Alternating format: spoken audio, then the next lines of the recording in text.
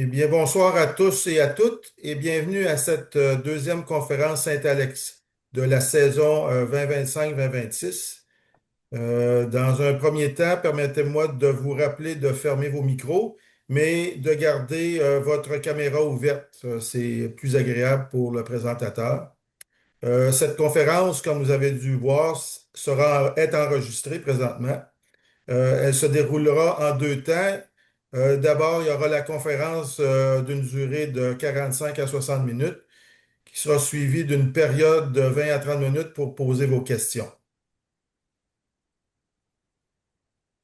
Notre conférencier ce soir est Stéphane Burgui,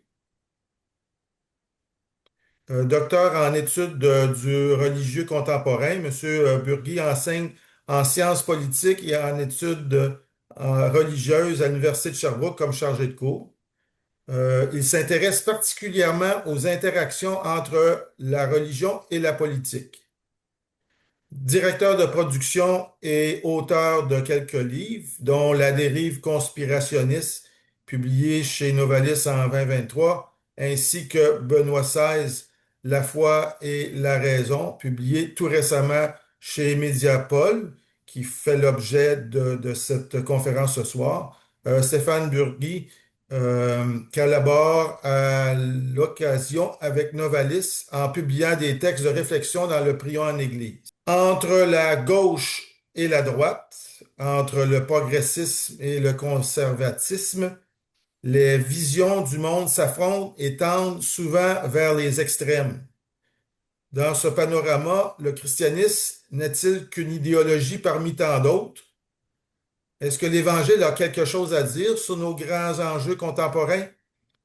Eh bien, nous le saurons très bientôt. Stéphane, à toi la parole. Merci beaucoup, Yves. Merci aussi pour la belle présentation, l'invitation. Merci Jean-Marie, puis merci à tout le monde d'être là ce soir, de prendre le temps de venir m'écouter. Puis j'espère, après ma présentation aussi, d'échanger, de partager sur ce sujet-là. Donc, je vais évidemment commencer par le partage d'écran. Voilà. Donc, c'est ça le sujet, hein, le christianisme face au choc des idéologies. Et tout ça étant inspiré aussi par ma réflexion, donc comme l'expliquait Yves, que j'ai développé dans mon dernier livre sur Benoît XVI. Donc, sans plus tarder, allons-y, on va aborder ce sujet qui est quand même assez dense. Oups, voilà. Donc, on va y aller. Le choc des idéologies. Je pense que c'est quelque chose qu'on est tous plus ou moins témoins, plus ou moins conscients, aussitôt qu'on regarde les nouvelles, qu'on s'informe, qu'on discute avec nos proches. Un déclin du dialogue, de la confiance sociale. Alors, je parle de déclin, évidemment, de confiance dans les institutions, dans les grands médias, dans la science. Hein. Yves mentionnait que j'ai écrit un livre sur la dérive conspirationniste. Donc, si je vous évoque la pandémie et tout ça, bon, mais c'était un moment où on a pu le palper de façon très évidente. Mais aussi, au-delà d'un déclin dans la confiance dans les institutions, aussi un déclin dans la confiance, je dirais, mutuelle, les uns les uns vers les autres, les groupes, la polarisation, la fragmentation, etc., etc. C'est des thématiques dont on parle beaucoup là, ces dernières années. Une autre couche, un autre niveau d'analyse de façon plus générale, c'est aussi le déclin du modèle libéralo-démocratique. Donc, le modèle libéralo-démocratique, qui est finalement ce modèle de vivre ensemble qui est basé sur les respects des droits fondamentaux, un horizon de l'égalité citoyenne, la démocratie, le pluralisme social, la valorisation du pluralisme social. Euh, Ce modèle-là, qui était notre horizon commun, est en recul. Donc, un recul net, effectif là, des démocraties libérales dans le monde, une montée de l'autoritarisme. Et aussi, c'est vraiment une remise en question là, de ce modèle-là. On on le croyait inévitable. On pensait là, dans les années 90 et tout ça, là, avec la fin de la guerre froide, la chute du mur, on se disait, ben, ce modèle-là va s'universaliser. Et puis c'est allé de pair avec, je dirais, un certain triomphalisme aussi, de penser qu'on vivrait dans un monde sans frontières, où on pourrait s'entendre là, sur les mêmes grandes valeurs libérales. Bien entendu, c'est pas le cas. Et c'est pas le cas juste dans le sens où il y a des modèles alternatifs. On peut penser à la Russie, la Chine, mais c'est aussi un modèle qui s'effrite au sein même des vieilles démocraties libérales. Polarisation, hein, la gauche, une gauche qui tend vers ce qu'on appelle de plus en plus le wokisme ou une gauche plus radicale. Et de l'autre côté, aussi une grosse réaction qu'on qualifie parfois de populisme, de droite, d'extrême droite. Et il y a un terme aussi aux États-Unis, on parle de nationalisme chrétien, donc une sorte de retour du christianisme. Donc c'est comme surprenant parce qu'on pensait que le christianisme était en déclin un peu inévitable. Et là, tout à coup, on découvre que le christianisme revient dans le discours public, mais il revient sous la forme d'une sorte d'alliance avec le pouvoir qui inquiète aussi d'une certaine manière. Et donc, il y a ce choc des idéologies. Si on développe un petit peu sur ces deux pôles-là, on pourrait faire toute la rencontre juste là-dessus, mais peut-être juste pour... Je les mentionne pour mettre une sorte de cartographie, là, puis que vous voyez aussi de quel point de vue ou quelle est ma vision du monde. Donc, deux pôles qui, d'une certaine manière, se répondent l'un l'autre. Hein, la gauche woke, moi je préfère le mot postmoderne parce que c'est plus précis par rapport à son origine philosophique. Donc, l'origine de ça, c'est vraiment une critique de l'universalisme, une critique de la pensée des Lumières, de l'idée de raison, d'égalité, de progrès. Et en fait, ça vient de la gauche, étonnamment.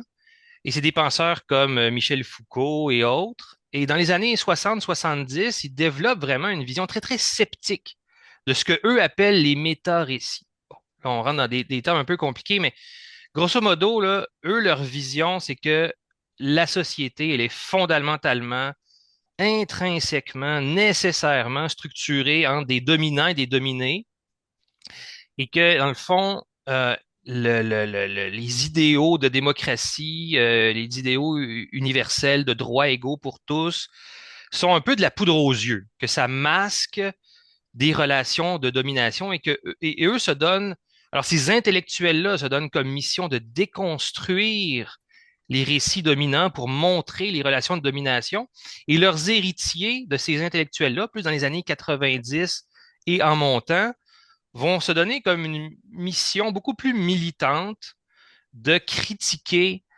sur la place publique, encore une fois, là, les discours dominants.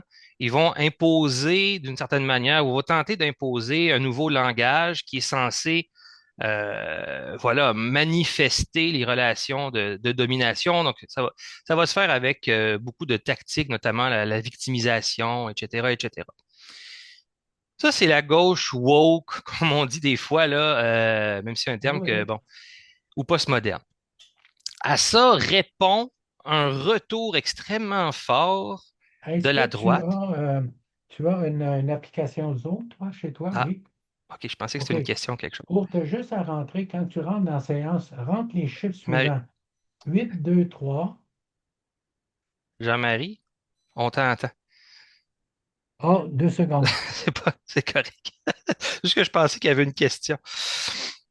Donc, oui, c'est ça. Et donc, contre cette gauche woke, postmoderne, si on veut, répond quelque chose de très puissant aussi, qui vient cette fois de la droite et qui est une réaction contre la déconstruction et qui reprend aussi, étonnamment, qui reprend des éléments un petit peu semblables, mais qui, cette fois-là, au lieu de se faire le porte-voix des minorités opprimées, se fait le porte-voix de la majorité méprisée. Et donc là, cette gauche-là table beaucoup sur la colère des classes moyennes, la colère des classes ouvrières blanches non représentées, etc., etc. C'est eux qui sont visés par le discours politique. Et le défi avec ce nationalisme identitaire qui souvent reprend aussi je dirais, le flambeau de la défense de l'identité chrétienne, c'est qu'il a une tentation autoritaire. On le voit aux États-Unis particulièrement avec ce qui se passe avec les migrants qui se font arrêter de manière arbitraire et déportés. Voilà. Donc, on est là-dedans. Et évidemment, je donne cet exemple des États-Unis, mais on le sent bien, c'est quelque chose qui a une influence culturelle beaucoup plus large et qui marque aussi notre paysage politique. Donc, même si c'est deux courants très différents et très opposés, on peut dire qu'ils partagent une structure idéologique qui est semblable. Une simplification du réel, hein, une vision manichéenne, les bons, les méchants, et qui vient éroder le dialogue démocratique. Donc, une primauté du combat, une primauté voilà, donc, du combat sur le dialogue démocratique. Donc, l'autre n'est plus nécessairement quelqu'un avec qui on peut argumenter, c'est vraiment quelqu'un qu'on doit combattre, canceller, lutter, censurer ou autre. Et la grande question, c'est dans le fond, où est-ce que se situe le christianisme dans tout ça? Est-ce que le christianisme doit prendre parti? Est-ce que les chrétiens, les croyants sont sommés de se rallier à la cause du nationalisme chrétien sous prétexte qu'il défend présumément l'identité chrétienne? Où est-ce qu'on se situe dans tout ça, dans le fond, comme croyant? Alors, je propose, moi, d'utiliser, ou en tout cas de se référer, de dialoguer avec Benoît XVI. Benoît XVI, c'est un penseur qui est vraiment intéressant pour beaucoup de sujets. Un penseur très profond, un théologien, un grand théologien, et qui a réfléchi, comme je vais vous le présenter, là, la relation entre la foi et la politique. Donc, Benoît XVI, c'est un penseur, je le prends moi comme un penseur, c'est un pape, je sais bien, là, mais je l'aborde surtout comme un grand penseur, grand théologien de la foi dans le monde moderne, dans le monde contemporain. Ce serait très, très long de faire toute sa biographie, de vous parler de sa vie, mais je retiens trois dates. Trois dates clés qui vont permettre de comprendre la vision du monde de Benoît XVI, qui vont permettre de comprendre sa réflexion, puis qui vont nous aider à aller plus loin dans cette réflexion-là. La première date, c'est quoi? C'est 1937. 1937, Joseph Ratzinger a 10 ans, donc il est né en 1927 en Allemagne, en Bavière. Et Adolf Hitler arrive au pouvoir en 1933, donc il a quand même conscience, il le voit, cette montée du nazisme, d'une idéologie totalitaire qui cherche à prendre le contrôle. Donc lui, il voit là tout ce remodelage culturel, glorifier le passé germanique, le culte du Führer, le culte de Hitler qui s'impose jusque dans l'école. Il se souvient qu'il y avait des professeurs qui essayaient de créer ça dans la salle de classe avec les étudiants, les écoliers. Donc, il y a vraiment un souvenir, il y a une conscience profonde de ça et sa famille est vraiment alarmée par le contexte. Donc, son père est un gendarme, donc il travaille, si on veut, pour le gouvernement. Et pour lui, c'est vraiment très difficile d'être dans ce rôle-là.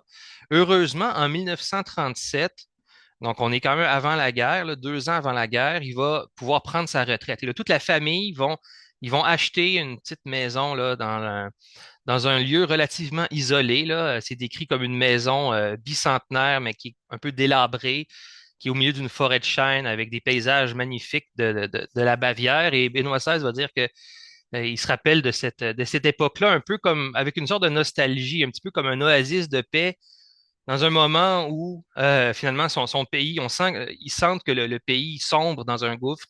Et le père va jusqu'à dire que quand la guerre va être déclenchée, il va dire si jamais euh, l'Allemagne gagne la guerre, ce ne sera pas une victoire de l'Allemagne, mais une victoire de l'Antéchrist. Donc, c'est pour vous dire un peu là où se positionnait la famille Ratzinger dans ces événements tragiques.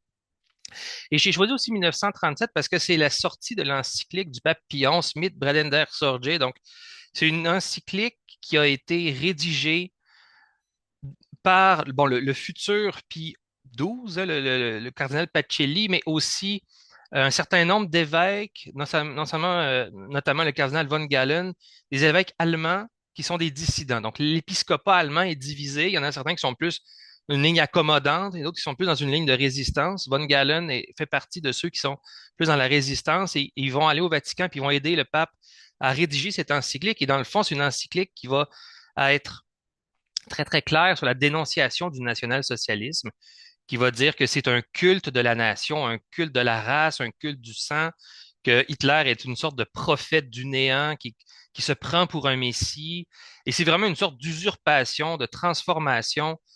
Euh, c'est ça, c'est un culte politique finalement qui contredit fondamentalement le christianisme, les valeurs de l'Évangile.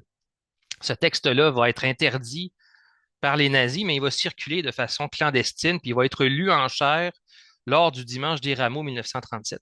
Donc, c'est un moment important quand même, et Ratzinger, dans le fond, se situe dans cette expérience d'une dissidence au cœur d'un pays qui sombre dans une espèce d'abîme de militaires guerriers, de haine, etc. Une deuxième date, évidemment, on est après la guerre maintenant. Donc, 1946, c'est la reconstruction. L'Allemagne est en ruine et il s'agit de reconstruire pas uniquement l'Allemagne, l'Europe. Donc, la guerre a laissé des dégâts épouvantables. Et la reconstruction, ce qui était très intéressant, c'est que elle se fait essentiellement par des hommes politiques qui appartiennent à un courant qu'on appelle la démocratie chrétienne. Et ça, c'est quelque chose qu'on a tendance à oublier aujourd'hui parce qu'on pense beaucoup modernité, démocratie et en même temps disparition du religieux, mais on oublie beaucoup que, en fait, l'Europe en particulier a été construite par des hommes politiques qui avaient de profondes valeurs chrétiennes, qui étaient même, dans le cas de Adenauer, Konrad Adenauer, qui était un catholique pratiquant, et même Robert Schuman, le français, qui est d'ailleurs en voie de béatification, pour vous dire que euh, ça a été des hommes politiques qui ont construit l'Europe après la guerre, qui ont tiré des leçons du totalitarisme et qui ont vraiment tenté de concilier le christianisme et la démocratie.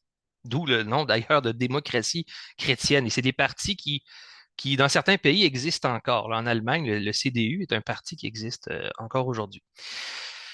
Et en 1946, Konrad Adenauer n'est pas encore le chancelier. Il va le devenir en 49 jusqu'en 1960. Mais il prononce un discours très important dans lequel il jette les bases fondamentales et les principes de la reconstruction de l'Allemagne. Il dit que, notamment, l'État n'a pas de droits qui sont illimités. La dignité humaine est vraiment une valeur fondamentale qui limite le pouvoir politique. Et en ce sens-là, il va même un peu devancer la réflexion de l'Église dans le sens où jusqu'à Vatican II, c'était pas tellement clair. L'Église n'était pas super à l'aise avec les libertés modernes, la notion de droit de l'homme, de démocratie, même de laïcité. Elle voyait ça d'un regard très, très méfiant. Elle avait encore un peu la nostalgie de l'époque du Moyen Âge, là, où tout était christianisé. Et donc, ces hommes politiques-là sont un peu des devanciers, des avant-gardistes. Euh, et en présentant cette union entre démocratie et christianisme, et leur modèle, c'est ça. Dans le fond, c'est un État qui est neutre, un État qui est laïque, mais pas un État qui rejette la religion. Au contraire, et dans ce discours, c'est très, très clair que pour reconstruire l'Allemagne, dit Adenauer, le christianisme est nécessaire. Les forces spirituelles de la nation sont nécessaires pour restructurer le pays. Et donc ça, évidemment, ça marque beaucoup le jeune Joseph Ratzinger qui va se dire un adénoriste convaincu. Et c'est une référence, si on lit ses discours jusque toute sa vie, en fait, il va souvent se référer à ce moment-là où il a dit, on n'a pas cherché à construire un État confessionnel. C'est des hommes politiques profondément croyants, mais qui ne cherchaient pas à établir un État confessionnel, ils cherchaient simplement à s'inspirer de leur éthique chrétienne pour fonder des États démocratiques et libéraux, dans le sens qui respectent et qui mettent aux premières loges le respect de la liberté de l'être humain, quelle que soit son ethnie, quelle que soit même sa religion, quelle que soit son origine. Voilà. Dernière date pour bien comprendre Benoît XVI, c'est 1965.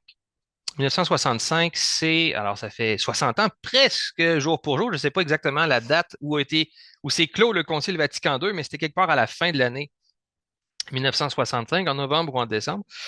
Et un des documents qui va être adopté, qui va faire débat, mais qui va finir par rallier quand même la très, très, très large majorité des pères conciliaires lors du Concile Vatican II, c'est la Déclaration Dignitatis Humanae qui porte sur la liberté religieuse. Alors, c'est un document qui est fondamental. Ratzinger, en fait, participe au Concile Vatican II et en 65, il a même déjà acquis un statut d'expert. Donc, il va non seulement y participer, mais même, dans certains cas, participer à la rédaction de certains documents. Pas celui-là, il y a davantage de documents sur la révélation, là. Mais Dignitatis Humanae, dans les notes, dans le journal que fait Ratzinger, il va dire, c'est un des événements les plus importants du Concile. Pourquoi? Parce que ça met fin à une sorte de longue parenthèse historique qui s'appelle, on pourrait dire, le christianisme constantinien, c'est-à-dire un christianisme qui s'attend à ce que le pouvoir politique lui prête main forte, qui s'attend à ce que le pouvoir politique soit là pour le supporter, l'appuyer. Et là, au contraire, au Concile Vatican II, on revient à l'Évangile, on revient au Père de l'Église, on revient vraiment à la, puis aussi tout, bon, on revient finalement à une tradition profonde de l'Église pour dire, ben, dans le fond, ce qui est fondamental dans notre foi, c'est la liberté. Notre conscience, elle est faite pour rechercher la vérité. Il y a même un devoir de rechercher la vérité, mais cette vérité-là, c'est pas juste un ensemble là, c'est pas une recette doctrinale avec point A, point B, et puis tout ça qu'il faut comme répéter par cœur. La vérité, c'est quelque chose de beaucoup plus dynamique, c'est personnel, d'ailleurs, c'est Dieu. Et la vérité, c'est comme un processus de recherche, de quête, et ça, c'est un processus qui est profondément personnel. Et puis, ce qui est très important, puis ce qui est sacré, puisqu'il y a tellement de valeur, on ne peut pas contraindre la conscience, on ne peut pas contraindre la religion même, on ne peut pas contraindre le culte. Et donc, cette liberté fondamentale, contre laquelle s'était même opposée l'Église au 19e siècle en disant, ah, ça c'est une idée moderniste, etc., on la comprend différemment. Le contexte a changé aussi, bien entendu. Euh, mais on la comprend différemment. Il y a tout un travail théologique en amont qui s'est fait pour finalement dire que la liberté religieuse est un droit fondamental lié à la dignité humaine. Et il y a une très belle phrase dans ce texte-là qui dit, la vérité ne se défend que par la force de la vérité elle-même. Hein, la vérité n'a pas besoin du pouvoir politique pour être défendue. La vérité, elle est la vérité. En fond, elle est là, elle est proposée.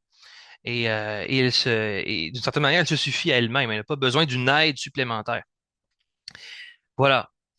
Donc, Benoît XVI, c'est ça. Hein, Benoît XVI, c'est la liberté de la foi. Benoît XVI, c'est un homme qui a vécu une expérience, on pourrait dire, traumatisante, pas dans le sens psychologique, mais dans le sens, une expérience historique vraiment forte, celle du totalitarisme.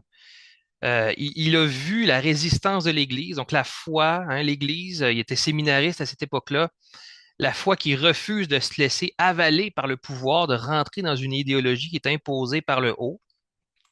C'est aussi Benoît XVI, quelqu'un qui a vu, a vu d'un très bon œil, s'est enthousiasmé pour la reconstruction après la guerre, après la Seconde Guerre mondiale, où on ne cherche pas, comme je le répète un petit peu, à construire un État chrétien, mais plutôt à construire une démocratie dans laquelle les chrétiens et en fait les croyants et tout être humain peut vivre en liberté. Et tout ça est inspiré par des principes chrétiens. Et la liberté, la foi, hein, qui se vit dans la liberté, vit de la liberté, voilà, et de la conscience. C'est le grand enseignement du Concile Vatican II, notamment, c'est ça, comme je disais, Dignitatis Humanae. Tout ça, on le voit, c'est lié à l'expérience de Benoît XVI, c'est aussi lié à un contexte historique. Mais Benoît XVI va devenir un grand théologien, va vraiment mettre la question des fondements de la foi au cœur de sa réflexion. Puis toute la grande question qui va le traverser toute sa vie, c'est comment présenter la foi, l'essentiel de la foi dans un monde moderne, sceptique, qui doute, où les certitudes scientifiques semblent être les seules certitudes possibles. Et donc, Benoît XVI lègue une œuvre magistrale. J'ai essayé d'en sortir quelques éléments importants dans mon livre. Mais à la fin de sa vie, ce qui est intéressant, c'est qu'il va publier 3 livres qui s'intitulent Jésus de Nazareth. Donc, c'est la vie de Jésus. Dans le fond, c'est le fondement, c'est l'essentiel. Et notre foi repose sur Jésus-Christ. Alors, il y a 3 tomes, si on veut, qui reprennent toute la vie de Jésus et et on parcourt la vie, l'enseignement, qui est Jésus, qu'est-ce qu'il a enseigné, qu'est-ce qu'il a fait. Et c'est intéressant parce que, euh, qu'on le veuille ou non, la question politique traverse toute cette, traverse la vie de Jésus, il traverse la réflexion que fait Benoît XVI sur la vie de Jésus. Alors voilà, la nouveauté de l'Évangile. Jésus transforme l'attente messianique. Hein? Dans le fond, on le sait, ça, je pense que c'est quelque chose de relativement connu. J'ai pas besoin de m'attarder tellement là-dessus, mais il y a une attente messianique dans le peuple juif qui est liée au fait de l'occupation romaine, mais pas que. C'est pas juste une question politique, c'est aussi une question spirituelle. Et Benoît XVI note cette idée d'une attente de d'un Messie, de celui qui pourrait voir Dieu face à face. Hein, c'est comme si même avec Moïse, le plus grand des prophètes, on se rappelle cet épisode où Moïse demande à voir Dieu, mais Dieu lui dit, non, mais tu peux pas voir ma face, parce que si quelqu'un voit ma face, il va mourir. Et donc il dit, ben, mets-toi là et je vais passer, et quand je te dirai, tu pourras me sortir et tu me verras de dos. Alors c'est un récit comme ça qui est intéressant parce que c'est comme s'il y avait une sorte de vision de Dieu, mais qui était incomplète. Et on attend, dans le fond, la vision pleine et entière de Dieu. Et donc, l'attente messianique, elle est donc elle est de façon, elle est à la fois théologique, spirituelle et politique. Il y a tout ça ensemble. Et Jésus se situe dans cette attente messianique, mais il va évidemment la transformer considérablement. Il y a 2 passages importants qui fait Jésus, c'est de passer de ce qui est ethnico-national à l'universel, mais aussi de passer du politique à l'existentiel.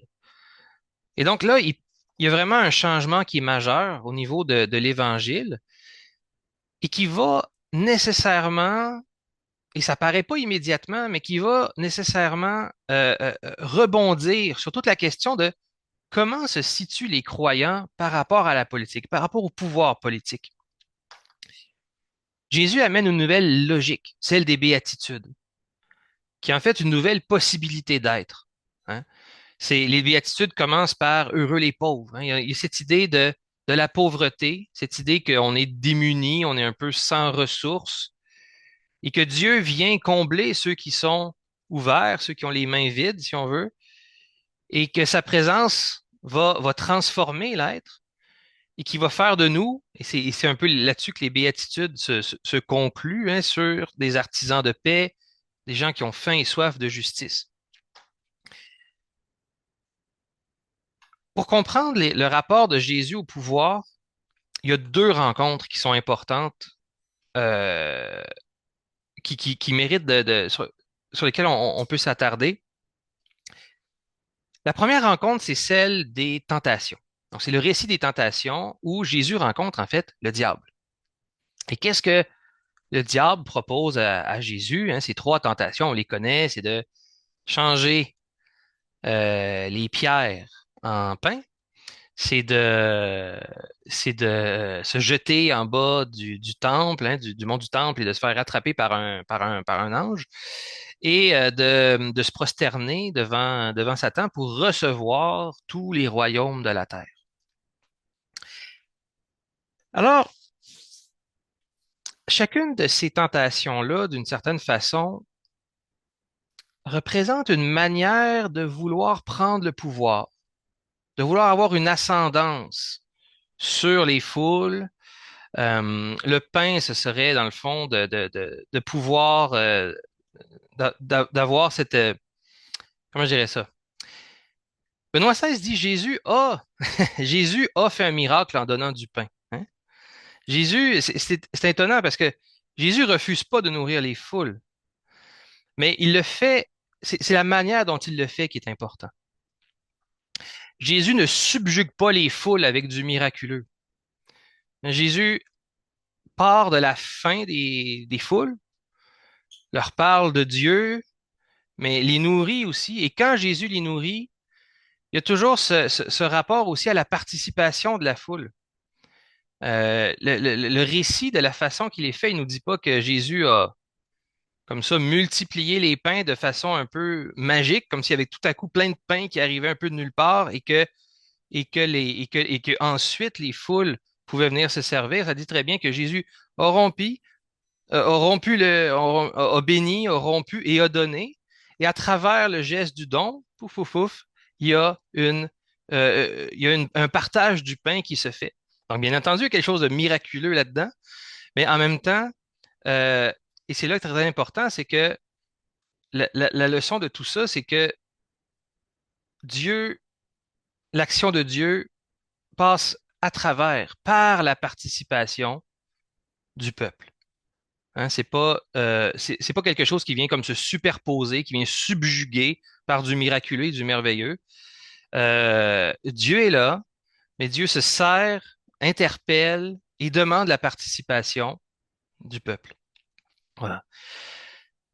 Donc, c'est une manière, finalement, Jésus refuse une sorte de pouvoir qui serait un pouvoir subjugant, hein, le pouvoir du miraculeux. Un peu la même chose avec la tentation de se jeter en bas du temple. Ce que dit la façon dont Benoît XVI interprète, c'est que finalement, Jésus refuse de mettre Dieu dans une petite boîte, puis dire, regarde, je, je, je vais soumettre Dieu à mes critères de vérification. OK? J'ai mes critères à moi de ce qui est crédible, de ce qui n'est pas crédible, de ce qui est vérifiable et pas vérifiable, et donc je vais faire un test sur Dieu. Hein. Et Jésus, dans le fond, en refusant la tentation de ce test-là que propose le diable, eh bien, affirme au contraire la confiance, hein, la confiance envers le Père. Bon. La troisième tentation est beaucoup plus directement politique. C'est quoi, dans le fond? C'est la tentation de dire, ben, l'Évangile, c'est bien, c'est beau, cette invitation au partage, à la conversion, mais ce serait beaucoup plus efficace, ce serait beaucoup plus efficace si tu pouvais, en plus de ça, hein, si Jésus ou les chrétiens pouvaient, en plus de ça, bénéficier du pouvoir politique, d'avoir en leur possession les royaumes de la terre. C'est quoi sinon d'avoir un moyen très puissant pour réorganiser le monde? D'une certaine manière, on peut dire, ah, c'est la tentation du diable, mais en même temps, la tentation, c'est de se dire, mais dans le fond, ce pouvoir-là, il pourrait être utilisé pour le bien.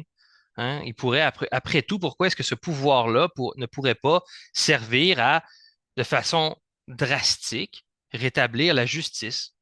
Vous savez, c'est un petit peu, je ne sais pas si vous connaissez le Seigneur des Anneaux, là, ce récit-là, avec l'anneau de pouvoir, là, qui est comme une espèce d'anneau qui donne un pouvoir extraordinaire à son hôte, mais qui en même temps le corrompt profondément. Ben, c'est un petit peu ça, dans le fond. Le pouvoir qui est comme une sorte de pouvoir absolu. Et Jésus refuse ce pouvoir absolu. Hein. Il refuse d'être un despote bienveillant. Il refuse d'être celui qui vient, dans le fond, apporter le salut de façon despotique, paternaliste. Euh, et Jésus, ce que va dire Benoît XVI, c'est que il va dire que c'est une tentation qui est récurrente dans l'histoire de l'Église. Ce récit-là, il est très important, pas juste pour savoir ce qui s'est passé durant la vie de Jésus, il est important parce que, d'une certaine manière, il illustre quelque chose de très profond qui peut être une tentation pour les croyants, pour ceux qui vont être à la suite de Jésus. Et Benoît XVI va dire que c'est une tentation récurrente dans l'histoire de l'Église de croire qu'en s'appuyant sur la force politique, on va mieux servir l'Évangile. De vouloir construire un monde parfait par le pouvoir, imposer le bien. Et Benoît XVI insiste particulièrement sur ce fait-là, la non-violence des évangiles, la non-violence de Jésus. Une sorte de non-violence absolue, un refus absolu d'imposer le salut, d'imposer la foi. Deuxième rencontre.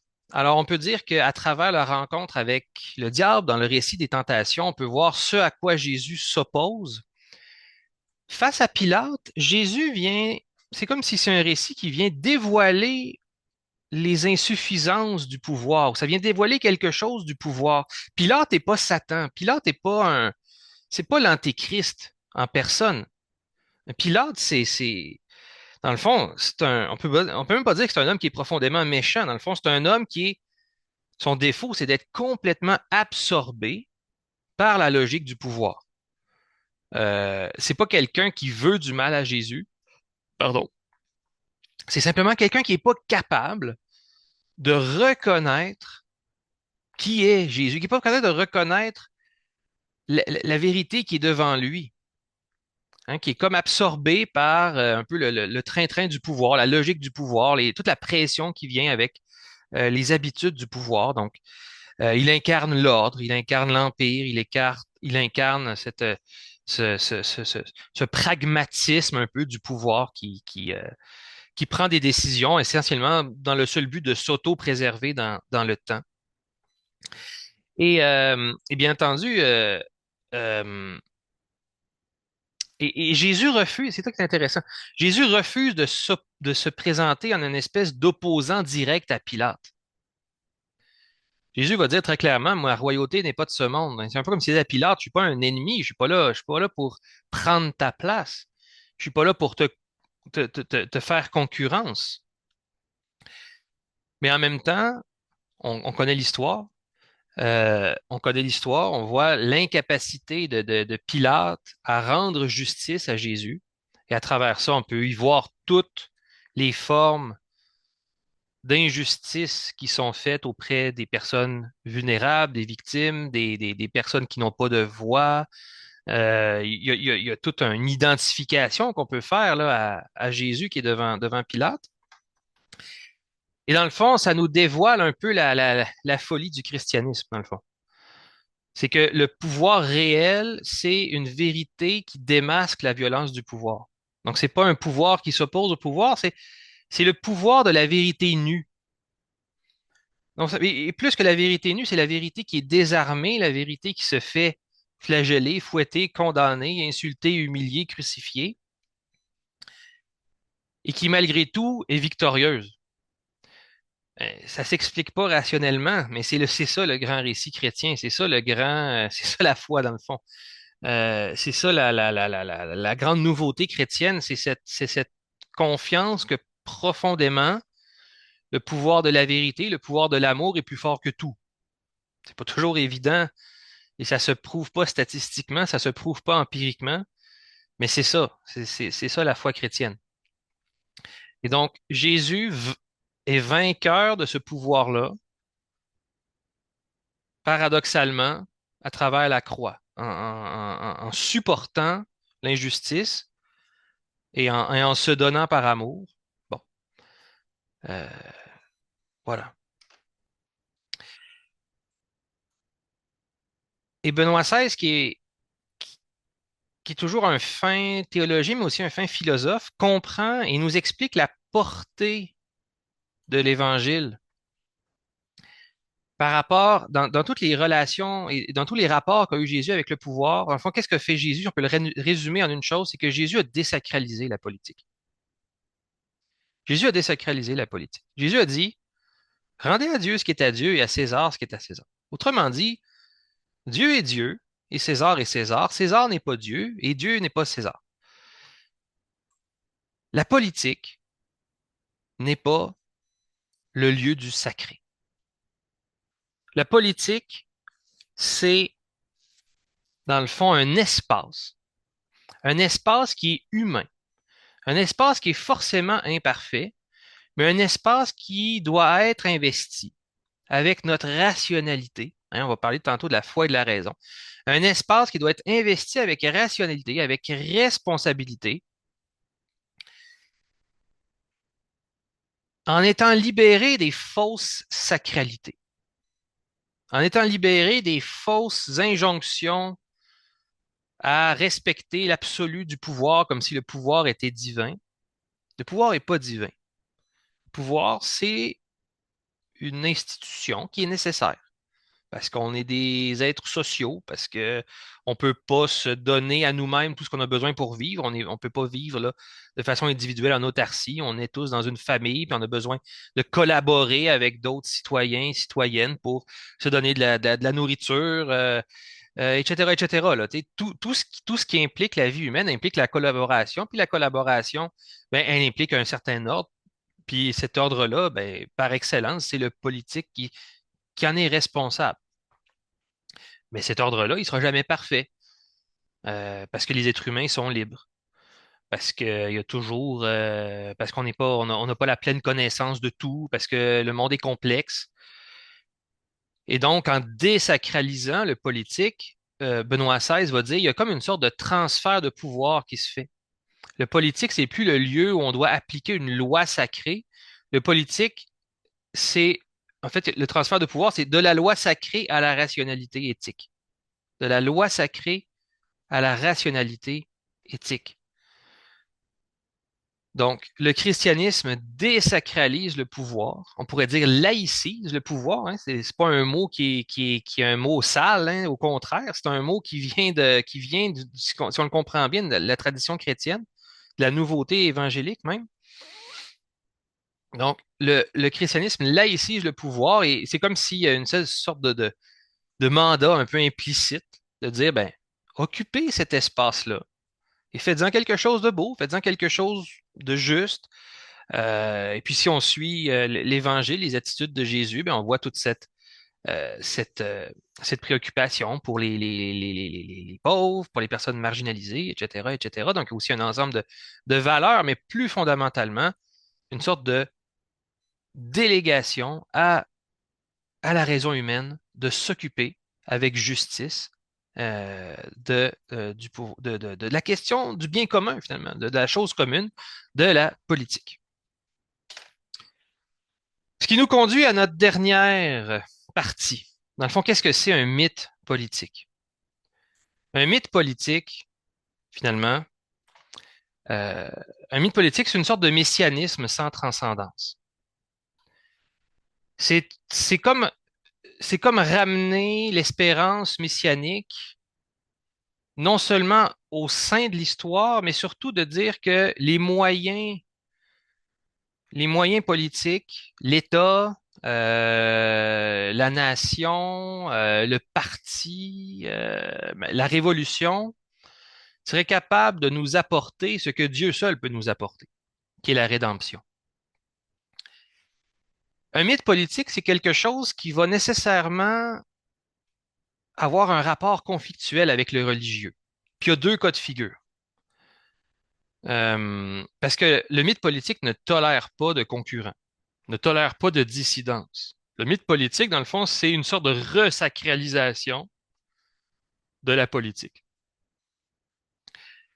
Et donc, face aux religieux, face à la religion, le mythe politique va soit mettre la religion, va soit instrumentaliser la religion, va chercher à dire, ben ouais, va chercher à se mettre au-dessus de la religion, puis à chercher à ramener la religion dans son giron,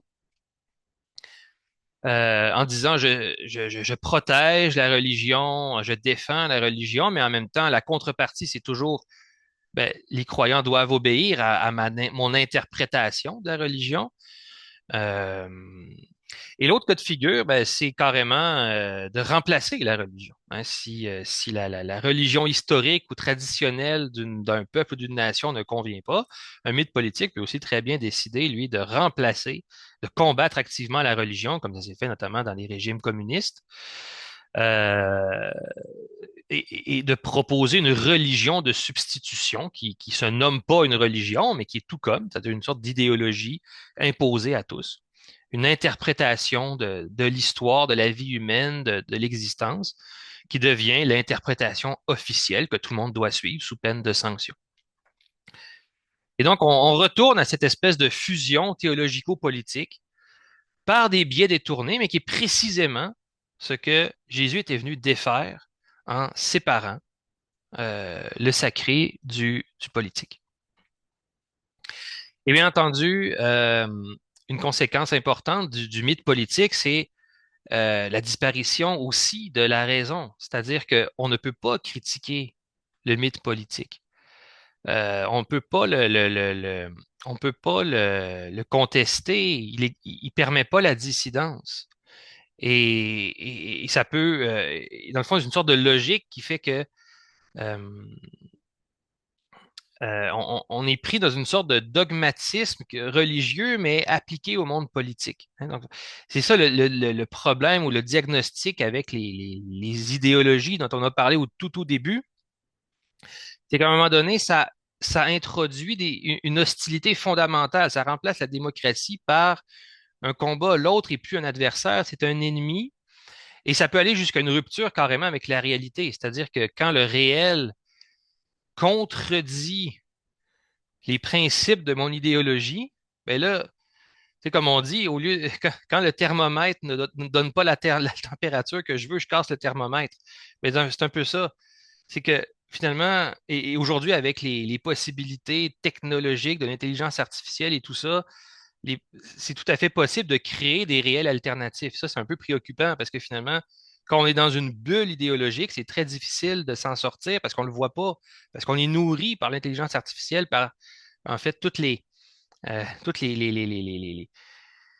on voit qu'un seul pan de la réalité et c'est très difficile finalement parfois de voir l'autre côté de la médaille. Et dans le fond, comment est-ce que le christianisme se situe face au mythe? Eh bien, évidemment, comme on l'a vu, le christianisme résiste, je dirais de façon intrinsèque, à l'uniformité théologico-politique. J'aurais tendance à dire que peut-être notre époque est particulière. C'est vrai qu'on vit dans peut-être des tensions qu'il y a peut-être quelques années, on s'était peut-être moins palpable. Mais jusqu'à un certain point, la nouveauté qui est venue apporter Jésus, qui est venu, que les évangiles sont venus apporter, fait que le chrétien, la chrétienne va toujours être dans une posture un peu inconfortable. Parce que c'est une tendance humaine que de chercher à créer cette espèce de sphère lisse qu'on appelle une idéologie politique ou une vision lisse de la réalité.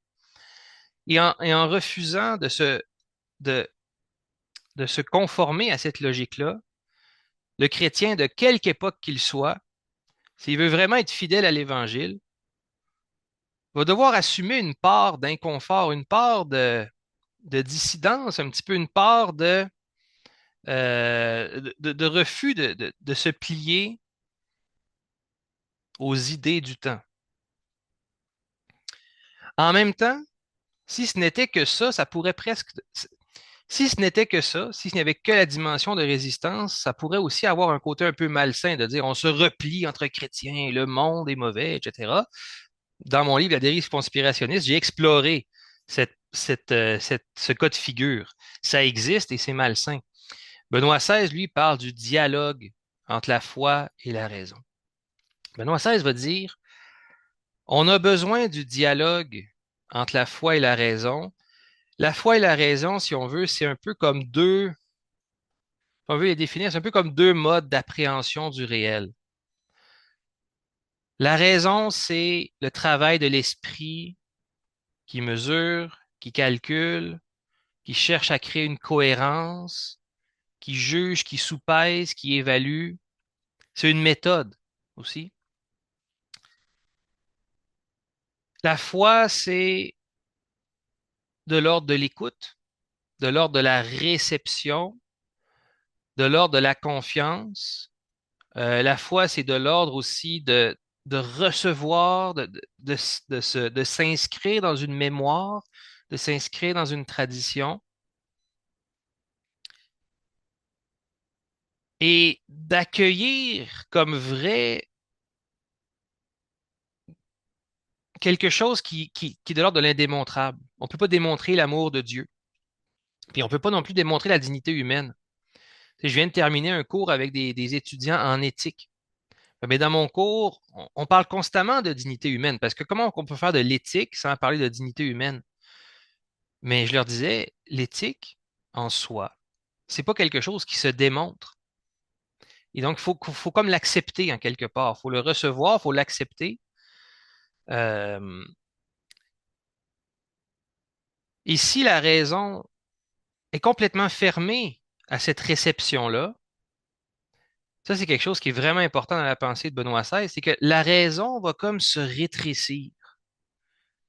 La raison va arrêter d'être capable de percevoir les valeurs morales. Elle va tranquillement être incapable de percevoir ce qui... Elle va arrêter de percevoir dans le visage d'autrui un être qu'une dignité infinie. La raison va commencer à se rétrécir puis devenir une raison calculatrice, une raison purement technicienne, une raison qui va dire, ben, dans le fond, la seule chose qui est vraie, c'est ce qui est calculable, ce qui est démontrable. Et donc, la raison a besoin de la foi d'une certaine manière pour élargir son spectre, pour élargir sa vision, puis s'ouvrir à un certain nombre de valeurs et de réalités qu'elle ne peut pas démontrer elle-même. En même temps, la foi aussi a besoin de la raison, parce que la foi, si elle n'a pas le contact avec une raison qui critique, une raison qui pose des questions, une raison qui demande un débat, une raison qui demande une justification, la foi peut aussi devenir du fondamentalisme. Elle peut aussi devenir intégriste. Elle peut aussi devenir rigidifiée. Elle peut aussi finalement arrêter d'être véritablement un rapport vivant avec un Dieu vivant, mais devient finalement une forme d'idolâtrie. Finalement, la foi, c'est juste la répétition peut-être de quelques formules, de quelques habitudes irritées, mais elle cesse d'être la foi vivante. Et donc, ça, c'était vraiment un élément très important pour Benoît XVI. Et tout ça, dans le fond, n'apporte pas une réponse, je dirais, là, n'apporte pas une recette à notre question. Le christianisme, le choc des idéologies, c'est pas voilà ce qui est bien, voilà ce qui est mal, c'est davantage une posture. Une posture à la fois de liberté, une posture d'indépendance, puis en même temps une posture de solidarité. C'est pas une liberté pour rester dans le monde éthéré de la mystique, c'est une indépendance pour être capable de dégager justement de se dégager des fausses sacralités et en même temps de s'engager dans le monde pour faire cette œuvre de promotion de la dignité humaine, promotion de la liberté, promotion de la solidarité des plus petits, de la justice et de la paix. Fait que je résume un peu avec ça l'espace de liberté et de discernement. Le rôle du christianisme n'est pas de proposer donc un contre-mythe, il est de garder ouvert l'espace de la recherche et le témoignage de la transcendance. Ça peut sembler bien théorique, mais en même temps, c'est très concret, ça peut se vivre de façon très concrète dans les communautés chrétiennes, là où on discute, là où on accueille, là où on se pose des questions, là où il y a des espaces où des êtres humains concrets peuvent se rencontrer, puis euh, apprendre de la tradition, mais aussi l'actualiser, puis se poser des questions, puis être ouvert, puis de pouvoir être à la fois dans cette écoute, mais aussi dans cette exigence de dire, OK, mais on cherche de la vérité, on cherche pas juste à s'auto-convaincre, mais on cherche vraiment à creuser, à avancer, à discerner la volonté de Dieu dans le ici et le maintenant. Et Benoît XVI disait ça, donc je peux quand même terminer avec une citation de Benoît XVI. Hein. C'est quoi le grand service du christianisme à la cité? Alors, Benoît XVI disait la chose suivante, l'Église ne veut pas imposer à ceux qui ne partagent pas sa foi des perspectives et des manières d'être qui lui appartiennent. Elle veut simplement contribuer à la purification de la raison et apporter sa contribution pour faire en sorte que ce qui est juste puisse être ici et maintenant reconnu et mis en œuvre. Hein? Et Benoît XVI avait vraiment cette idée que les chrétiens ne sont pas là pour imposer leur manière de voir, ils sont là pour dialoguer et le canal de la raison, cette communication avec une diversité de positions lui-même est rentré en dialogue avec des grands philosophes de son époque, Habermas et autres. Il y a eu des dialogues absolument fabuleux sur le plan de la raison, de la philosophie. Moi, c'est des choses qui m'ont beaucoup, ça m'a beaucoup frappé, ça, quand j'ai commencé à lire Benoît XVI, c'est sa grande érudition, puis sa capacité à entrer en dialogue, à comprendre et à interagir avec des figures de la philosophie et ses grands discours et tout ça et tout ça. Donc, voilà. J'aurais encore l'impression de beaucoup de choses à vous dire, mais en tout cas, j'espère que ça fait déjà un bon tour d'horizon. Donc, je vais me taire et vous laisser peut-être absorber ça, puis en même temps poser vos questions. Merci beaucoup.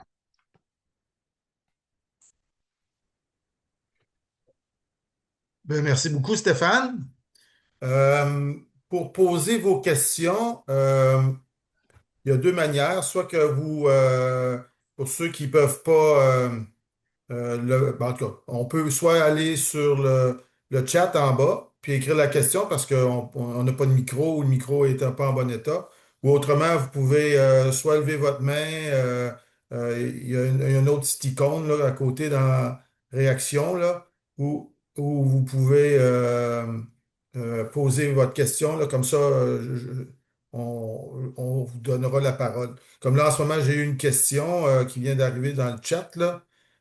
C'est quelle richesse dans cette conférence? Hop, c'est pas une question. Un immense merci de ce partage. Moi, je vais poser la première question. Je vais peut-être plonger un peu fort, mais c'est pas grave. On a vu. Tu sais, en fin de compte, pour moi, là, je dirais que c'est comme un chapitre là, de peut-être qu'on vient de lire, là, le christianisme et le choc des idéologies. Si on changeait le titre par l'islamisme et le choc des idéologies, est-ce que ce futur chapitre, peut-être, est en devenir ou où il est à des années-lumière, là, parce que je n'ai pas eu On d'années-lumière. En va se tout mettre les pieds dans les plats tout de suite, Yves. cas, parce qu'en fin de compte, tu sais, en fin de compte, le Oui, christianisme a comme, OK, il y a eu l'Empire ottoman. L'Empire ottoman, ben, tout le monde, c'était oui. politico-religieux, là. Mais nous, le christianisme, ça fait au moins un bon 200 ans avec les années des Lumières qu'on est en mouvance. Mais l'islamisme, est-ce qu'ils ont une mouvance, eux autres, ou... Mhm. Ben, on est dans deux univers, faut le dire, là. Faut pas être dans la. Faut pas se cacher là-dessus. On est dans deux univers. Euh, je veux dire, Jésus, Mahomet, pas la même chose. Par rapport je veux dire, ce rapport aux politiques. OK? Et je veux rien enlever je veux dire, c'est une tradition religieuse. Pour moi, une tradition religieuse est forcément respectable dans le sens où elle a nourri des hommes et des femmes pendant des siècles. Si elle a traversé les siècles jusqu'à aujourd'hui, c'est parce qu'il y a quelque chose de nourrissant dedans. Ça ne veut pas dire qu'on tombe dans une espèce de relativisme où tout est bon, mais je pense qu'il bon. Cela étant dit, euh, la, la, le rapport aux politiques est pas le même. Et ça, c'est évident. Hein. Il y a un contenu politico-légal qui est très fort dans la révélation même de l'islam.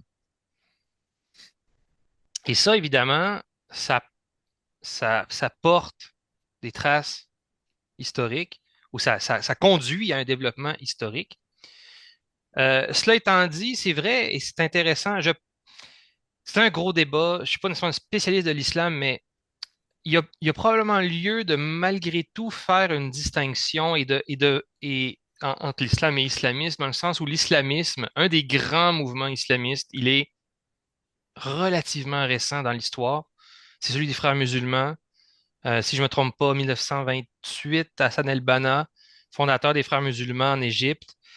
Et c'est une idéologie qui, d'une certaine façon et étonnamment, emprunte beaucoup aux idéologies européennes que ce soit le fascisme, que ce soit même le marxisme, il y a une certaine, il y a une alliance théologico-politique, une efficacité dans la manière de diffuser, de prendre le pouvoir, des stratégies voilà, de diffusion, d'idéologisation aussi de l'islam qui viennent aussi de ce courant-là. Donc, voilà. On pourrait en parler vraiment longtemps, mais c'est sûr qu'on est dans deux univers différents, puis c'est sûr qu'il y a aussi c'est ça, il y a un courant très, très fort qui est celui de l'islamisme et, et le pendant de ça est très faible, en fait. Disons, il y a des, il y a des coups, il y a des penseurs musulmans qui cherchent effectivement à, à, à, à sortir l'islam de son espèce de coquille théologico-politique, qui cherchent à le rendre compatible avec la civilisation des Lumières, avec la laïcité, avec la démocratie. Donc, c'est pas comme si ces penseurs n'existaient pas, puis c'est pas comme si le travail qu'ils faisaient n'était pas capable d'aller puiser en quelque part aussi dans la tradition musulmane, mais c'est très minoritaire. Malheureusement, c'est très difficile, puis ils sont généralement persécutés et largement critiqués. C'est pas ça qui est je dirais, le mainstream, là, pour prendre un mot anglais. C'est pas ça qui est le mainstream en islam. Hmm. Oui, Gilles. Il y a de Jason, excuse-moi, il y a Jason Ah, Noble qui était Jason? d'abord, puis ensuite Gilles. OK. Ben, Jason? Jason. J'ai passé avant moi, puis il va parler après. OK, vas-y, Gilles. Euh, Benoît XVI Ratzinger était un théologien, mais il était aussi un politicien. Dans le sens que quand il était l'adjoint de Jean-Paul II, puis quand il est devenu pape, il est aussi celui qui est au contrôle du gouvernement de l'Église. Et l'Église a quand même un gouvernement qui a aussi ses propres mythes. Ce qui veut dire que il était à la fois avec sa formation et sa démythisation de la politique, et en même temps un politicien qui doit régler. Et il me semble que là, il y a une espèce de contradiction où des fois, quand on dit qu'il était un grand théologien, il était un grand théologien à un niveau, mais quand il arrivait à des questions pratiques, la politique l'emporterait. Je te donne un exemple pour moi qui est fondamental.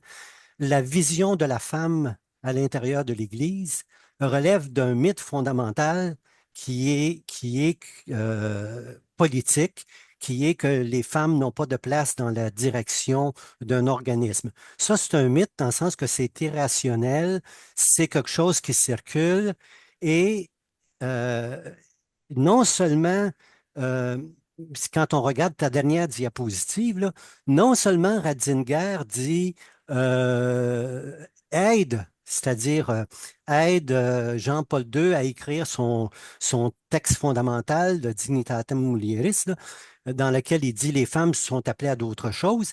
Mais quand on parle de la possibilité que les femmes puissent être devenues prêtres, il dit, vous n'avez même pas le droit d'en discuter. OK?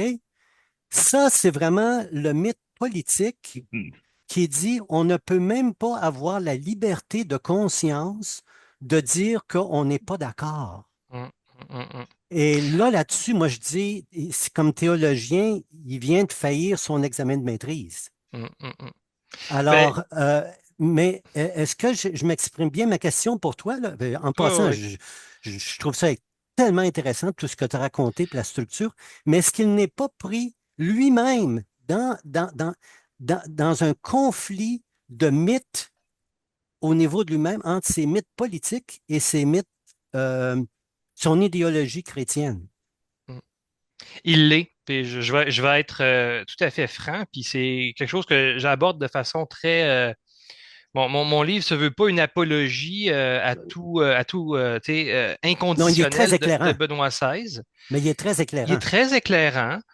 Toute ma démarche consiste à préserver ça euh, tout en reconnaissant, et je le dis, et je suis 100% d'accord, c'est comme si Ratzinger avait, pour toutes sortes de raisons qui lui appartiennent, puis on pourrait rentrer dans le pourquoi, mais c'est comme s'il n'avait pas mis ses intuitions théologiques en application dans un certain nombre de sujets.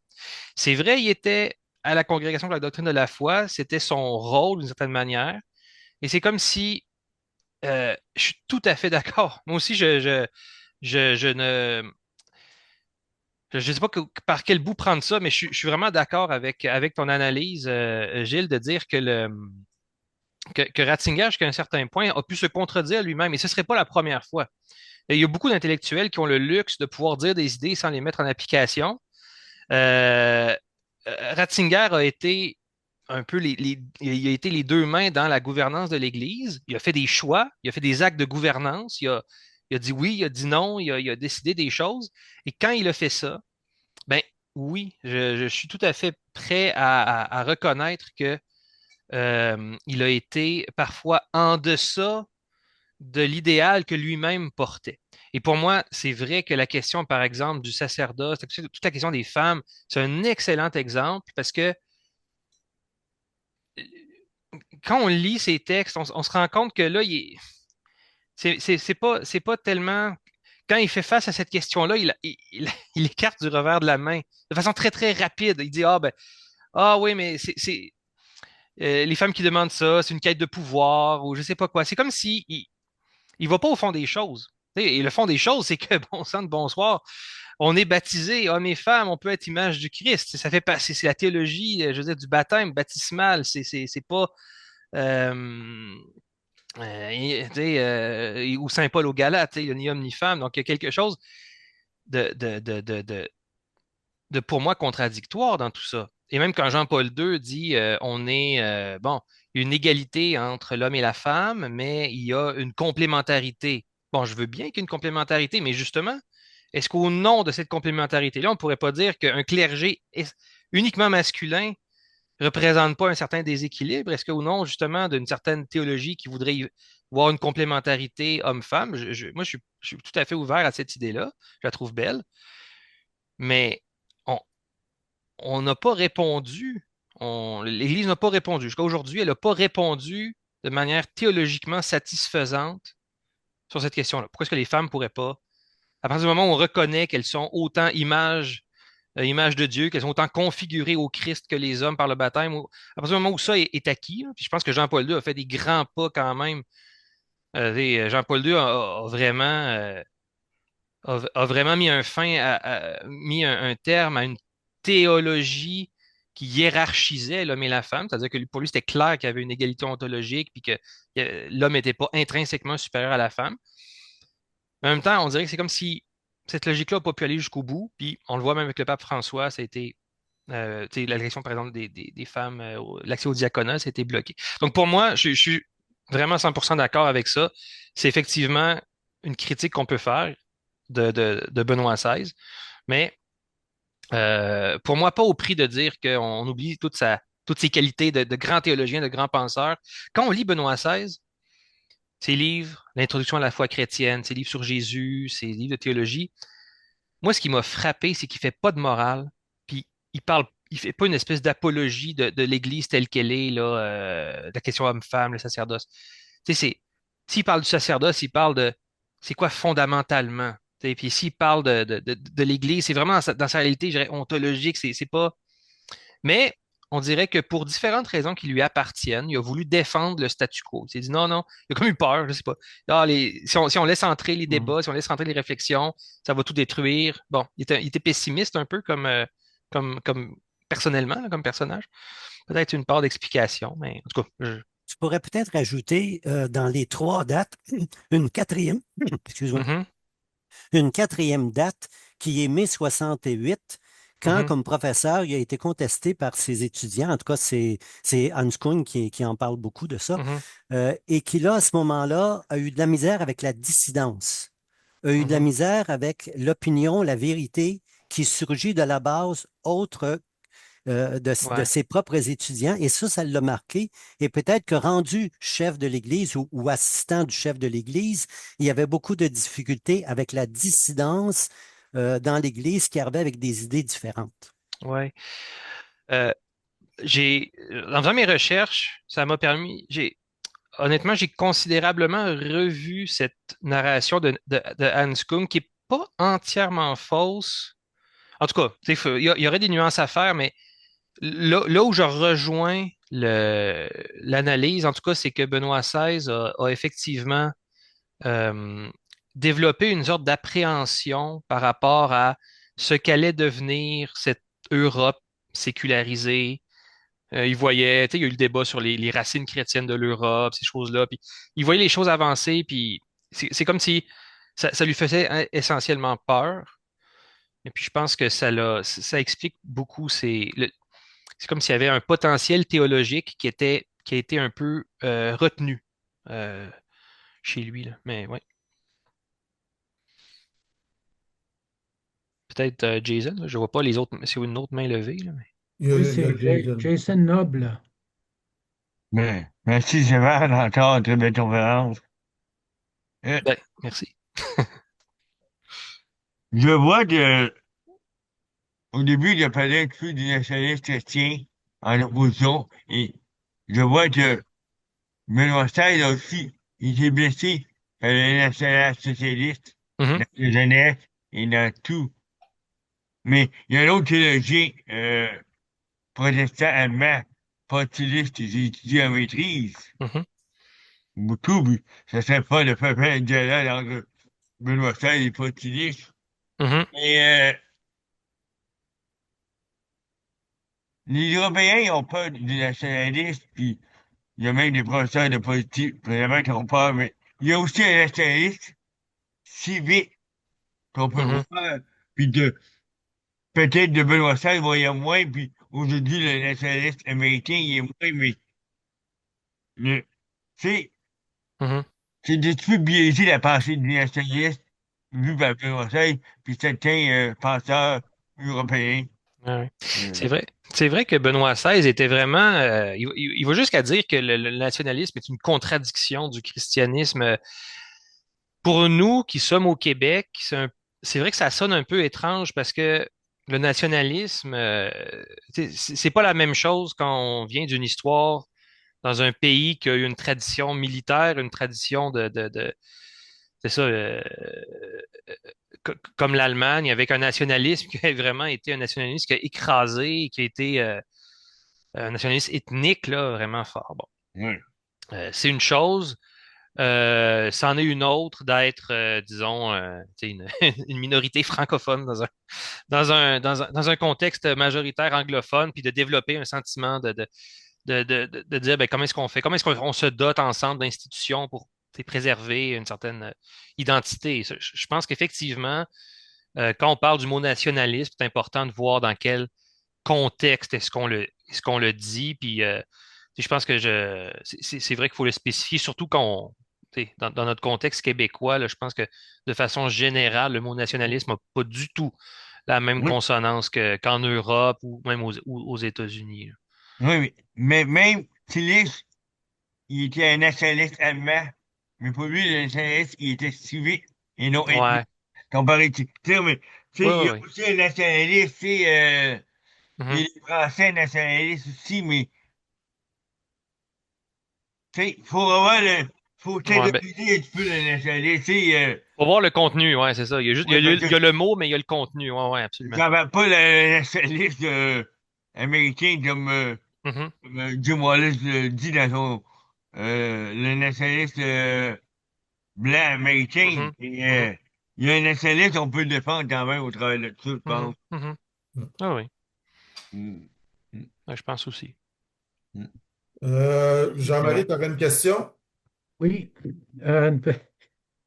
c'est des matières élevées pour moi, là, mais je vais essayer mon possible. Vous avez fait référence, Stéphane, aux tentations de Jésus. Mhm, Puis, je veux dire, les gens qui l'ont approché, c'était vraiment dans le but de le déstabiliser par rapport à son leadership qu'il avait dans la société qu'il exerçait là-bas. Et, lui, son pouvoir de conviction, et par ce qu'il faisait, ce qu'il disait et tout, c'était les pauvres, vraiment les démunis dans ce peuple-là. Mhm. Puis, donc, c'est le pouvoir qui était là, c'était vraiment de le déstabiliser, de détruire. Qu'est-ce qu'il faisait? Puis, je lisais, il n'y a pas tellement longtemps, je ne me rappelle plus la source, mais je pourrais la retracer, qu'il y en a qui sont encore, ils visent encore de détruire la chrétienté, systématiquement. C'est encore présent à les détruire par tous les moyens possibles.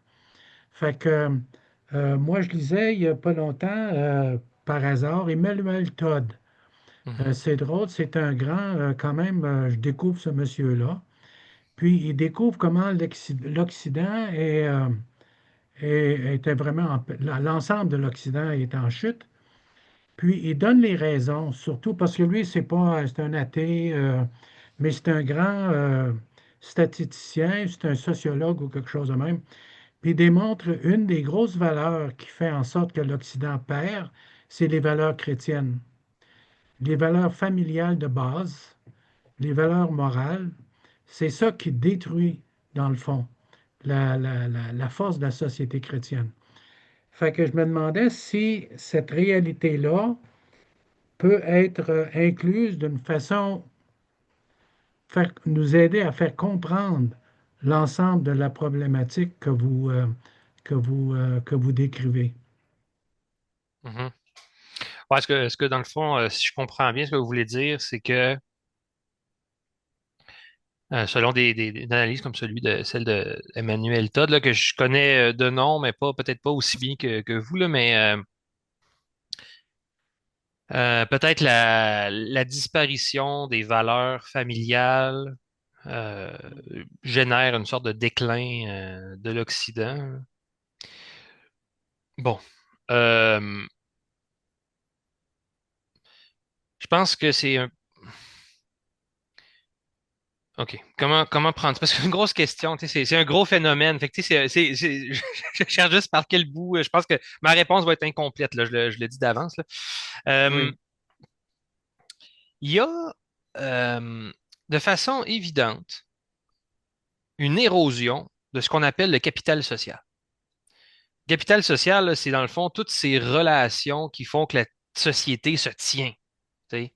Que je fais confiance que mon voisin respecte les règles, que si je peux laisser tu sais, la maison, ma porte de maison débarrée, tu sais, la communauté se tient. Puis évidemment que dans tout ça, il y a aussi les relations familiales, mais ça va plus large aussi. Tu sais, les relations communautaires, tout ce qui est tu sais, tissu social. Que ce tissu social-là soit en décomposition,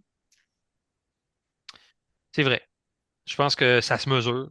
Puis c'est un statisticien, un démographe, je pense. Fait que oui, ben il oui, y a des indicateurs scientifiques précis qu'on peut utiliser puis voir que oui, la confiance mutuelle est en déclin, la confiance envers les institutions est en déclin, la confiance des gens et, euh, et les jeunes hommes et les jeunes femmes ont de la misère à se comprendre. C'est ça, il y a aussi des statistiques là-dedans. Fait que fonder une famille dans un contexte où les jeunes femmes et les jeunes hommes sont comme parfois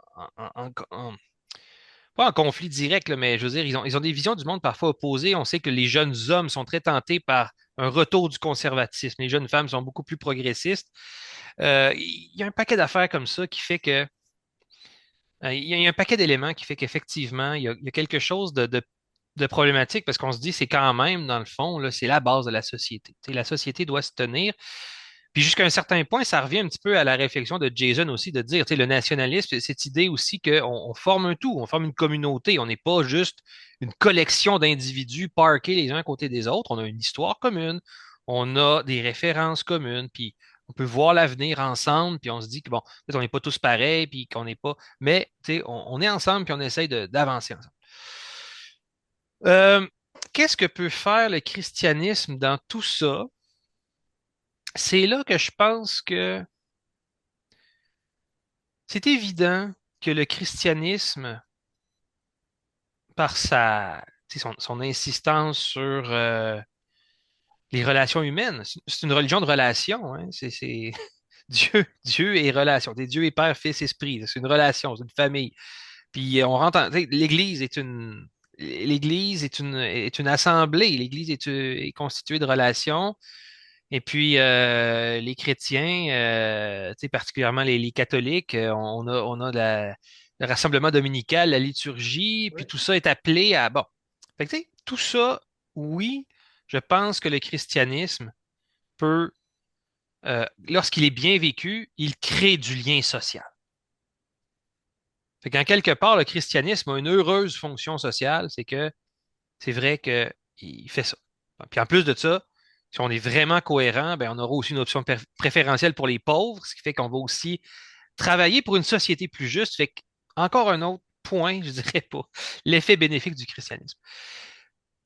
Là où je pense qu'il faut faire attention, dans le contexte contemporain, c'est justement cette récupération, je dirais, ultra conservatrice qui dit, nous autres, on va remettre le christianisme sur la place publique. Nous autres, on va résister contre la décomposition puis le déclin de l'Occident, puis on va défendre la civilisation occidentale, puis on va remettre la religion dans la sphère publique, puis on va écrire les 10 commandements sur les murs des écoles, puis ci, puis ça. Moi, je dis attention, parce que le problème, il est réel, le malaise, il est réel, mais c'est aussi l'espace où s'engouffrent des démagogues, s'engouffrent des idéologues qui saisissent qu'il y a je dirais, il y a un capital électoral à faire avec ce malaise-là, puis qui en fait cherche du pouvoir. Parce qu'on s'entend, puis on n'a pas le choix, il faut qu'on le nomme. Donald Trump, en fait, est-ce que malgré son discours flamboyant, puis le fait qu'il se présente un peu comme un défenseur des bonnes valeurs chrétiennes, même si lui-même est loin d'être un représentant de ça, mais c'est pas grave, est-ce qu'il est en train de reconstruire le tissu social américain? Quand il envoie des agents de l'immigration prendre des familles, puis parce qu'ils n'ont pas tout à fait le bon dossier, puis ils les expulsent du pays, tu sais, est-ce que on le voit, là, la contradiction. On le voit, le danger qu'il y a à se fier à uniquement une rhétorique, uniquement un discours pour.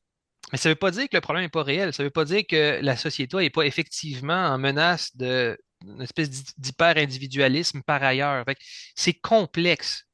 Mais je dis juste que c'est ça, c'est ma nuance que je voulais apporter, c'est que il y a parfois une récupération de ça qui peut être mauvais. Et il faut pas. Tu sais, je pense qu'il y a des distinctions à faire. Dans son encyclique sociale, Benoît XVI dit qu'il y a trois forces. Il y a l'État, le marché, puis la société civile. Puis l'Église est vraiment dans le lieu de la société civile. Tu sais, il y a des choses que l'État ne peut pas faire. Il ne faut pas s'attendre à ce que l'État, avec un parti politique pro-chrétien ou je ne sais pas quoi, qui vienne rétablir l'ordre. Ça n'arrivera pas. Ça ne se fera pas comme ça. C'est vraiment là, au niveau du terrain, au niveau concret, des communautés, des gens qui sont autour de nous. Je pense que c'est là que le christianisme peut faire quelque chose, pas comme une espèce de force politique qui viendrait combattre ou je sais pas quoi. Tu sais, ça, je suis très méfiant de ça, moi. Merci.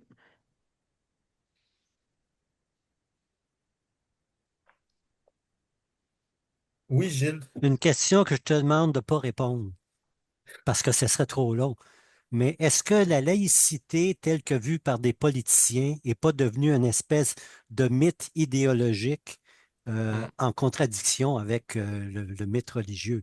Est-ce qu'il Oui. est-ce qu'il ne s'est pas formé là une espèce de mythe idéologique irrationnel qu'on défend la laïcité, mais qui a dépassé Hmm. En tout cas, Tu sais, je réponds par une question. j'attends pas de répondre Non, non, parce mais que je, ça va je être réponds à long. la question, c'est quelle laïcité? Pour moi, c'est pas la laïcité. Je pense que la laïcité, c'est un héritage chrétien important. Mais quelle laïcité? Je pense que c'est ça la question.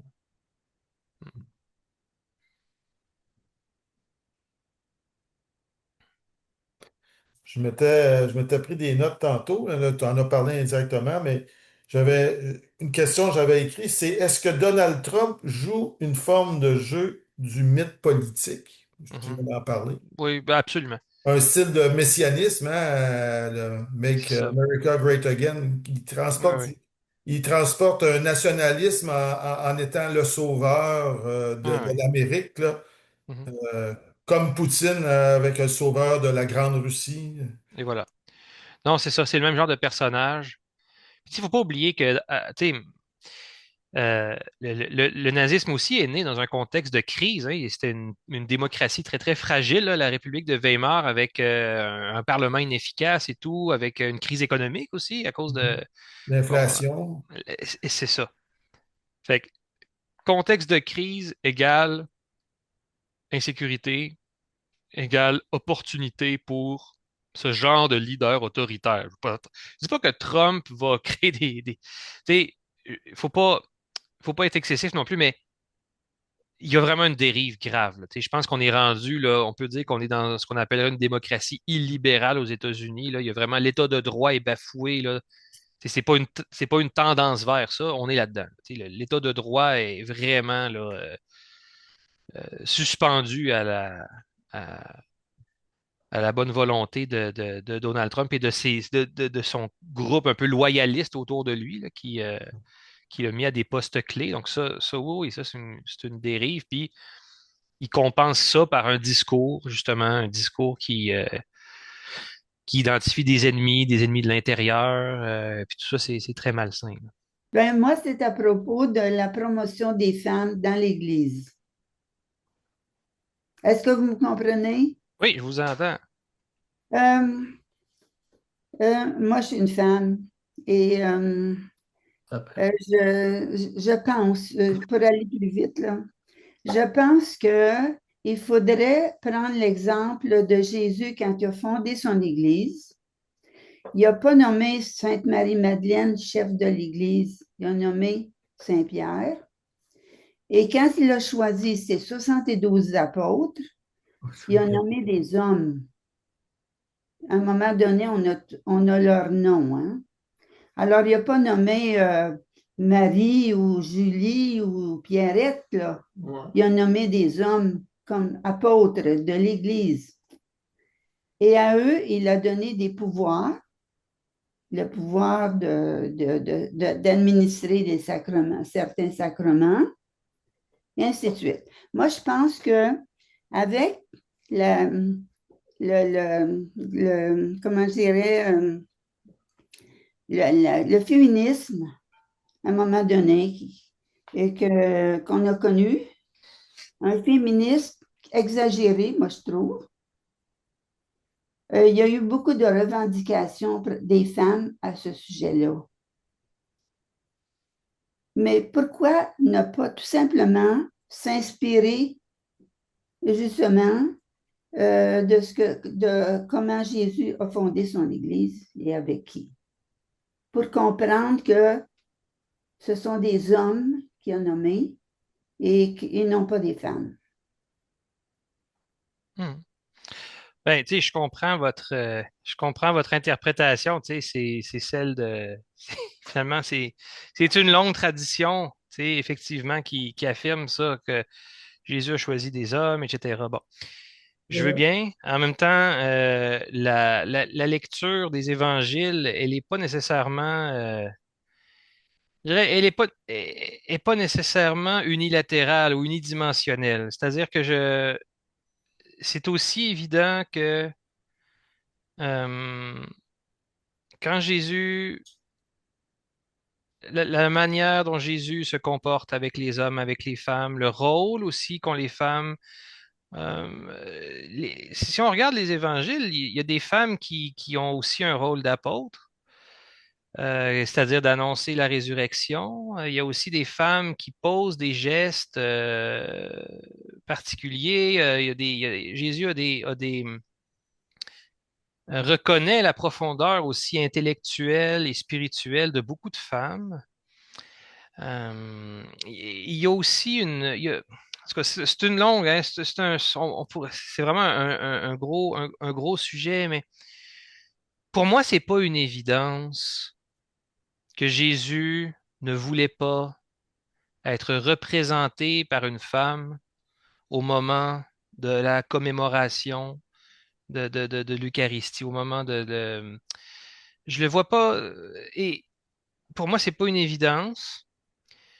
Et la question que je me pose, moi, c'est quand une femme, et je sais que c'est pas toutes les femmes, là, c'est quelque chose de minoritaire probablement, mais quand une femme affirme avoir ce désir, avoir cet appel, parce qu'il y en a, euh, comment est-ce qu'on peut dire que c'est pas l'Esprit Saint aussi? Pour moi, c'est difficile de. On va lui dire, mais de quelle autorité est-ce qu'on va lui dire non? C'est pas. Alors, je comprends qu'on peut pas non plus absolutiser les ressentis de chacun, je comprends, mais euh, je sais pas. Pour moi, les fondamentaux de ma réflexion par rapport à ça, c'est dans le fond, qu'est-ce qu'un prêtre? Quelle est la fonction du prêtre? Quel est, et j'ai de la difficulté à voir qu'est-ce qui manquerait à la femme. Qu'est-ce que- qu'est-ce qui fait que qu'est-ce qui fait qu'elle ne pourrait pas, et en quoi est-ce que ça contredirait? Et pour moi, c'est loin d'être évident que ça contredirait une volonté de Jésus. Je la vois pas, la volonté de Jésus de mettre cette ligne-là. Jésus a, oui, c'est vrai qu'il aurait rassemblé 12 hommes, mais en même temps, on peut faire aussi une interprétation. Je pense qu'il y avait une interprétation, et c'est reconnu aussi par l'Église, que c'est aussi cette idée des 12 tribus, de rassembler le peuple. Donc Jésus, avec ces 12 hommes, rassemble le peuple. Il crée un nouveau peuple qui va devenir l'Église. Bon, maintenant, est-ce que ça veut dire que le fait que ce soit 12 hommes doit nécessairement devenir une norme? Il y a quand même un glissement, là, il y a quand même un passage. Est-ce que je peux vous répondre? Mais, en tout cas, tu sais, oui, oui, allez-y, allez-y. Oui. Moi, je pense que en ce moment, on essaye de moderniser l'Église. On essaie de moderniser tout tout ce qu'on, comment je dirais, qu'on observait déjà. Mhm, Déjà, il n'était pas question de penser ça, là, hein? Il y a 100 ans, j'imagine. Il n'était pas question de penser que des femmes pouvaient être des prêtres, pouvaient devenir prêtres. Alors là, on essaie de moderniser, c'est-à-dire changer ce qui nous va moins. On veut moderniser ci, on veut moderniser mhm, ça. On accepte le mariage des homosexuels pour essayer de répondre, euh, pour de satisfaire certains groupes. Et un exemple parmi d'autres, là. Alors, on essaie de moderniser, puis c'est ça qui est après nous perdre. mhm, Oui. Le modernisme, on est mhm, après se perdre avec ça. mhm. Ben, tu sais, je pense on va pas être nécessairement sur la même longueur d'onde sur sur ces sujets-là, mais moi, mon point, c'est pas tant, là où je veux dire, mon point, c'est pas tant de dire il faut absolument aller dans un sens ou dans l'autre. Mon point, c'est de dire que ces discussions-là devraient pouvoir se faire. Moi, ce qui me dérange, c'est quand les débats sont retirés de la table. Ça me dérange. Quand dans Mhm. l'Église, on sent que, par exemple, le diaconat féminin, c'est quelque chose qui se discute. Puis c'est quelque chose qui. Puis finalement, on dit, ah non, on va fermer la porte, on n'aura pas la discussion. Pour moi, là, il y a quelque chose parce que C'est des c'est quand choses même qui se l'idée. vivent là, chez les Anglicans, là. Les Anglicans ont Comment? déjà, les Anglicans Oui, c'est ça. Non, c'est ça. Ça déjà se des fait. On femmes peut qui pas sont dire que. évêques, il y a déjà, tu sais, j'ai Puis c'est des l'impression qu'on. bonnes. Puis ils font. Puis c'est extraordinaire. Tu sais, puis regardez merci de dire cet exemple-là. C'est vrai, tu sais, la femme qui avait justement eu ce courage là, d'avoir une homélie. Je me souviens plus son nom, là, mais en tout cas, ça avait été extraordinaire. L'Évangile était passé par cette femme-là à ce moment-là pour dire en face Trump. de Trump et du pouvoir. Je veux dire, mon Dieu, c'est Jésus devant Pilate. Je veux dire, c'est évident que cette femme-là était porteuse de l'Évangile. Bon, à partir du moment où on discerne ça, c'est là que j'ai de la misère à dire, ah, ben, on va essayer de justifier, parce que des fois, tu sais, mais je comprends que c'est pas nécessairement moi, ce que je sens dans votre intervention, c'est une crainte de diluer la foi, puis d'adapter. Hein. Vous dites ça, il faut adapter au monde. Effectivement, il ne faut pas adapter la foi au monde moderne. Si on le fait dans cet esprit-là, on va mal le faire, puis on va le faire de façon cavalière, puis ça n'aura plus aucun sens. Je suis d'accord avec ça. Mais je pense pas que l'essentiel de la foi repose sur le fait, par exemple, de dire non aux femmes qui ressentent un appel au sacerdoce. Je pense pas que c'est ça le centre de la foi. Je pense que la foi pourrait rester tout aussi pure, voire encore peut-être plus lumineuse. Mais la foi, c'est quoi? C'est la foi en l'amour de Dieu. C'est la foi en Jésus-Christ qui s'est incarné. C'est le salut apporté par Jésus-Christ. C'est l'Évangile. Pour moi, je, je me sens pas du tout menacé. Je vois pas ça comme une sorte de modernisme en tant que tel, qu'une femme vienne, soit revêtue de l'aube sacerdotale et tout ça, et prêche et célèbre. Pour moi, c'est pas quelque chose qui me détourne ou qui me donne l'impression qu'on est ailleurs, tu sais, qu'on n'est plus dans l'Église de Jésus-Christ, là. Euh, Puis je pense que, en tout cas, tu sais, comme je dis, on pourrait en discuter longuement, mais pour moi, il n'est pas là l'essentiel de la foi. Tu sais, et surtout, ces revendications-là ne menacent pas l'essentiel de la foi. Je dirais même au contraire. Au contraire, elles peuvent être salutaires. C'est bon des remises en question aussi. Tu sais, il y a eu des remises en question saines. Là, je veux dire, est-ce qu'on serait prêt aujourd'hui à revenir à l'époque où on disait que tu sais, le mari est le chef de la femme? Tu sais, Jean-Paul II a dit non, on peut. Tu sais, Jean-Paul II n'était pas un moderniste. Ou tu sais, quand on disait que la démocratie, les droits de l'homme, c'était du modernisme, que ça détruisait la civilisation chrétienne, comme à l'époque de Pie IX. Ben, le Concile Vatican II, quand même, mais il l'a pas fait par modernisme, il l'a fait par retour à l'Évangile. C'est ça qui est important, c'est qu'il faut, s'il y a des changements à faire, s'il y a un discernement à faire, c'est pas de le faire dans le but de se conformer à la dernière opinion à la mode. Le but, c'est de dire, OK, mais dans le fond, qu'est-ce que nous dit notre foi? C'est quoi notre héritage, mais notre héritage profond, là, pas juste l'héritage de culturel un peu, mais l'héritage spirituel du christianisme, de l'Évangile. Si on le fait dans cet esprit-là, je pense que les remises en question sont non seulement possibles, mais même salutaires. En tout cas, c'est mon opinion. Je sentais la fin approcher, fait que je voulais juste vous remercier vraiment Ouais. encore une fois pour l'accueil et tout ça. C'était vraiment agréable. Bel Fait que, échange. au nom de tous et de toutes ici présentes sur la plateforme Zoom, nous tenons à te remercier pour ce vibrant plaidoyer sur le sens de la présence chrétienne grâce aux évangiles dans ce monde écartelé et éclaté dans lequel nous vivons actuellement.